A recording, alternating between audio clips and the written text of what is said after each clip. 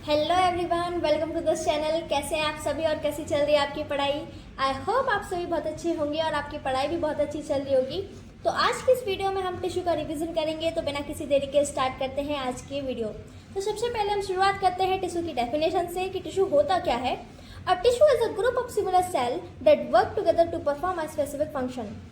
Similar cells यानी समान कोशिकाओं का वो समूह जो कि काम करता है किसी स्पेसिफिक फंक्शन को साथ साथ परफॉर्म करने का, उसी को हम टिश्यू बोलते हैं। सिंगल सेल्ड ऑर्गेनिज्म, जिनके पास सिंगल सेल होता है, उन ऑर्गेनिज्म के पास कोई भी टिश्यू नहीं होता। और जितने भी मल्टी सेलुलर टिश्यू ऑर्गेनिज्म हैं जिनके पास कई सारे सेल्स हैं, उनके पास टिश्यूज भी होते हैं। टिश्यू हमारे दो टाइप के हैं, plant tissue and animal tissue. हमको आज इस वीडियो में animal tissue and plant tissue इन्हीं दोनों को पढ़ना है। तो सबसे पहले हम शुरुआत करते हैं प्लांट टिश्यू से। अब प्लांट टिश्यू भी फर्दर दो पार्ट्स में डिवाइड है। दो टाइप है इसके, मेरिस्टेमेटिक टिश्यू जिसको ग्रोइंग टिश्यू भी बोला जाता है, और सेकंड है परमानेंट टिश्यू, इसको मैच्योर टिश्यू भी बोला जाता है। तो सबसे पहले हम शुरुआत करते हैं मेरिस्टेमेटिक टिश्यू से कि ये क्या होता है। ये मेरिस्टेमेटिक टिश्यू ऑलवेज डिवाइडिंग, ये हमेशा जो है डिवाइडिंग करता रहता है। ये वो टिश्यू है जो कि सेल्स की संख्या बढ़ाता जाता है। इसकी बहुत ही पतली सेल वॉल होती है और जो कि सेलुलोज की बनी होती है। लार्ज न्यूक्लियस होता है, कोई भी इंटरसेलुलर स्पेस नहीं होता है, स्मॉल सेल है ये, एंड वैक्यूल एब्सेंट है। और cytoplasm is dense and fills the cell. Cytoplasm जो है घना होता है और ये सेल्स को भर देता है। अब हम देखते हैं टाइप्स ऑफ मेरिस्टेमेटिक टिश्यू। अभी हमने प्लांट टिश्यू का देखा कि प्लांट टिश्यू का भी टाइप होता है मेरिस्टेमेटिक एंड परमानेंट टिश्यू। अब मेरिस्टेमेटिक का भी फर्दर टाइप्स होते हैं, एपिकल मेरिस्टेम, सेकंड है इंटरकैलरी, थर्ड है लेटरल मेरिस्टेम। अब इनको पढ़ते हैं। तो पहला है एपिकल। इसकी लोकेशन ये कहाँ पर प्रेजेंट होता है, ये वाला टिश्यू, ये टिप ऑफ स्टेम, स्टेम की टिप पर और रूट पर, ये यहाँ पर प्रेजेंट होता है। इसका फंक्शन क्या है, अगर ये टिप पर जो है प्रेजेंट होगा, और इनका काम क्या होता है मेरिस्टेमेटिक टिश्यू का, ऑलवेज डिवाइडिंग। ये जो है सेल्स का डिवीजन करते हैं, तो ये लेंथ बढ़ाएंगे स्टेम की एंड रूट की। सेकेंड आते हैं हम इंटरकैलरी पर। ये base of leaves and nodes यहाँ प्रेजेंट होता है, ये भी इंक्रीज करता है the length of leaves and nodes. Third है लेटरल, ये the side of stem and root and stem के साइड्स में प्रेजेंट होता है, जो कि थिकनेस को बढ़ाता है स्टेम एंड रूट्स की। अब हम आते हैं परमानेंट टिश्यू पर। परमानेंट टिश्यू में सबसे पहले हम देखेंगे, पहला पॉइंट है cells loss the power of division and get specialized. यहाँ पर जो है ये जो टिश्यू है ये डिवीजन नहीं करते हैं, ये किसी स्पेसिफिक फंक्शन को परफॉर्म करते हैं, ना कि ये डिवीजन करेंगे। डिवीजन करने का काम सिर्फ मेरिस्टेमेटिक टिश्यू ही करते हैं। सेकेंड है ओरिजिनेटिंग फ्रॉम मेरिस्टेमेटिक टिश्यू। इनकी जो उत्पत्ति है वो मेरिस्टेमेटिक टिश्यू से ही हुई है, लेकिन ये फिक्स्ड नहीं रहते हैं, ना ही शेप में, ना ही साइज में, और ना ही रोल में। अब परमानेंट टिश्यू के भी दो टाइप्स हैं, simple permanent tissue and complex permanent tissue. तो पहला है सिंपल परमानेंट टिश्यू, जो कि सिमिलर सेल्स यानी समान कोशिकाओं से बना होता है। इसका एग्जाम्पल है पेरेन्काइमा, कोलेनकाइमा एंड स्केलेनकाइमा। अब सेकेंड पर आते हैं कॉम्प्लेक्स परमानेंट टिश्यू पर। Made up of more than one type of cell, एक से अधिक टाइप के सेल्स से जो है मिलकर बना होता है। इसका एग्जाम्पल है जाइलम एंड फ्लोएम। अब यहाँ पर हम सिंपल परमानेंट टिश्यू और कॉम्प्लेक्स परमानेंट टिश्यू इनके एग्जाम्पल्स को पढ़ेंगे। सबसे पहले है पेरेन्काइमा। ये लिविंग सेल्स हैं, थिन सेल वॉल है, पतली सेल वॉल है, लार्ज वैक्यूल्स है। इसका फंक्शन क्या है, स्टोरेज करने का, फोटोसिंथेसिस में हेल्प करना एंड रेस्पिरेशन में।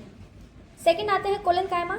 ये लिविंग सेल्स है, सेल वॉल इसकी थिक है, मोटी है एट द कॉर्नर्स, एंड ये प्रोवाइड क्या करता है, फ्लेक्सिबिलिटी एंड सपोर्ट एंड लचीलापन, ये जो है प्रोवाइड करता है। थर्ड है स्केलेनकाइमा। ये डेड सेल्स है, थिक लिग्निफाइड सेल वॉल है इसके पास, और प्रोवाइड करता है स्ट्रेंथ एंड रिजिडिटी। अब हम आते हैं जाइलम पर। जाइलम जो है इसकी यूनिडायरेक्शनल है, इसका मूवमेंट जो है एक ही डायरेक्शन में होता है, वो है अपवर्ड, ऊपर की तरफ।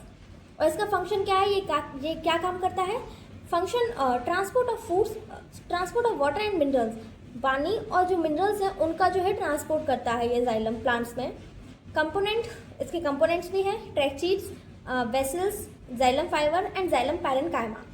अब हम आते हैं फ्लोएम पर। ये बाई डायरेक्शनल है, ये दोनों ही साइड जो है मूव कर सकता है, अप भी एंड डाउन भी। इसका फंक्शन होता है ट्रांसपोर्ट ऑफ फूड, खाने का जो है ट्रांसपोर्ट करना। इसके कंपोनेंट्स होते हैं सीप tubes, phloem fibre, companion cells and phloem parenchyma. और लास्ट पॉइंट है study of tissue is called histology. जो टिश्यू की स्टडी होती है उसको हम हिस्टोलॉजी बोलते हैं। अब हमने लास्ट पेज पे वो पेरेन्काइमा, कोलेनकाइमा, स्क्लेरेन्काइमा ये तीनों ही पढ़ लिए हैं। अब इसका ये थोड़ा सा चार्ट है, इसको भी हम देख लेते हैं। तो पेरेन्काइमा की लोकेशन है stem, leaves, roots, fruits and flower. Collenchyma की जो लोकेशन है वो है लीफ, स्टॉक यानी लीफ स्टेम। स्क्लेरेन्काइमा की जो लोकेशन है वो है husk of coconut, hard covering of nuts. Main function क्या है पेरेन्काइमा का? Storage of food and helps in photosynthesis. Collenchyma का मेन फंक्शन है प्रोवाइड करना flexibility with mechanical support. Sclerenchyma का जो मेन फंक्शन है वो है provide hardness and stiffness. Third हम आते हैं सेल वॉल। तो पेरेन्काइमा की जो सेल वॉल है वो थिन है, पतली है और जो कि सेलुलोज की बनी हुई है। कोलेनकाइमा की जो सेल वॉल है वो थिक्ड है, मोटी है कॉर्नर्स पर और ये पैक्टिन एंड हेमीसेलुलोज से बनी हुई है। एंड थर्ड आते हैं स्क्लेरेन्काइमा पर, इसकी जो सेल वॉल है वो थिक है, मोटी है और लिग्निन की बनी हुई है। अब इंटरसेलुलर स्पेस देख लेते हैं। तो पेरेन्काइमा में इंटरसेलुलर स्पेस ज़्यादा है, कोलेनकाइमा में थोड़ा सा कम है और स्क्लेरेन्काइमा में बिल्कुल ही नहीं है, एब्सेंट है। अब हम आते हैं एनिमल टिश्यू पर। एनिमल टिश्यू के भी फर्दर 4 टाइप्स होते हैं, epithelial tissue, connective tissue, muscular tissue and nervous tissue. अब इन सबको पढ़ के ही ये चैप्टर खत्म हो जाएगा। तो सबसे पहले हम शुरुआत करते हैं एपिथेलियल टिश्यू से। It forms outer covering and leaning of organs. जितने भी अंग हैं उनके ऊपर जो आउटर कवरिंग होती है वो इस टिश्यू की वजह से ही होती है, एपिथेलियल टिश्यू की वजह से। इसका फंक्शन होता है प्रोटेक्शन प्रोवाइड करता है, एब्जॉर्प्शन करवाता है एंड सेक्रीशन करवाता है। एपिथेलियल टिश्यू के भी फर्दर 5 टाइप होते हैं। तो पहला है सिंपल स्क्वैमस एपिथेलियम। सॉरी 5 नहीं 6 टाइप्स होते हैं, एक आगे भी है, आगे वाले पेज पे है। तो पहला है सिंपल स्क्वैमस एपिथेलियम। इसका शेप है single layer flat thin cells. इसकी लोकेशन है ब्लड वेसल्स, लंग्स, एल्बलाई। इसका फंक्शन है ट्रांसपोर्टेशन ऑफ सब्सटेंस। ये जो एपिथेलियम की जो टिश्यू है, ये वाला टिश्यू ये बहुत ही पतला है, फ्लैट है, तो इस वजह से यहाँ पर जो है ट्रांसपोर्टेशन आसानी से हो जाता है। सेकंड पर आते हैं स्ट्रेटिफाइड स्क्वैमस एपिथेलियम।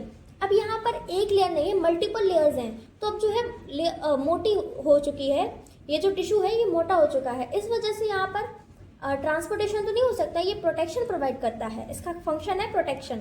शेप है multi layer flat thin cells. Location है skin, lining of mouth. Third है क्यूबाइडल एपिथेलियम। इसका शेप है क्यूब शेप्ड सेल्स।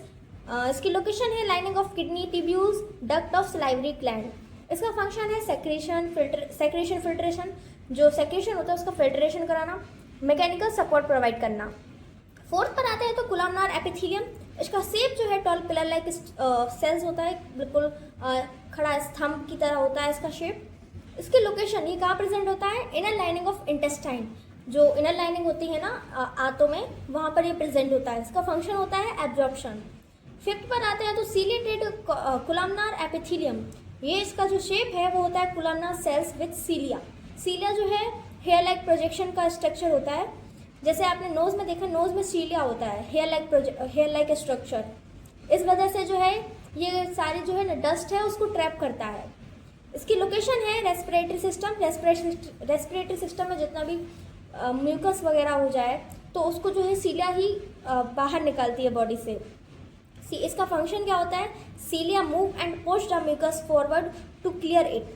सीलिया जो है मूव कराती है एंड पुश करती है म्यूकस को कि उसको बाहर निकाल देती है। सिक्स्थ है ग्लैंडुलर एपिथेलियम। इसका जो शेप है वो है portion of epithelium that folds inward. ये इनवर्ड की तरफ जो है इसका फोल्ड का होता है। एंड इसकी लोकेशन है ग्लैंड्स ऑफ बॉडी। जितनी भी बॉडी में ग्लैंड्स होती हैं, sweat gland, salivary gland etcetera, ये वहाँ पर ये प्रेजेंट होता है। इसका फंक्शन होता है सेक्रेशन ऑफ सब्सटेंस का सेक्रेशन कराना। अब हम सेकंड टाइप पर आते हैं, वो है कनेक्टिव टिश्यू।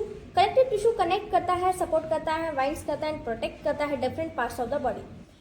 शरीर के विभिन्न अंगों को जोड़ने का काम, सपोर्ट करने का, एक बाइंड करने का, उनकी सुरक्षा करने का जो काम है वो कनेक्टिव टिश्यू करता है। अब इसके भी टाइप्स हैं, इसमें टाइप्स बहुत हैं, इसमें आपको याद करने की चीज़ें बहुत ज़्यादा हैं। तो इसके भी टाइप्स हैं। पहला है लिम्फ जो है help in immunity and transport of fats. Blood transport करता है गैसेस का एंड न्यूट्रिएंट्स का, और इन दोनों को ही फ्लूइड कनेक्टिव टिश्यू बोला जाता है। Bone support and protection provide करता है। कार्टिलेज जो है फ्लेक्सिबिलिटी प्रोवाइड करता है, और इन दोनों को सपोर्टिंग कनेक्टिव टिश्यू बोला गया है।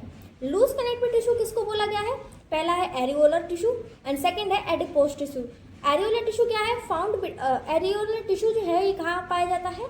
Found between skin and muscles, त्वचा और मसल्स यानी मांसपेशियों के बीच में ये पाया जाता है ये वाला टिश्यू।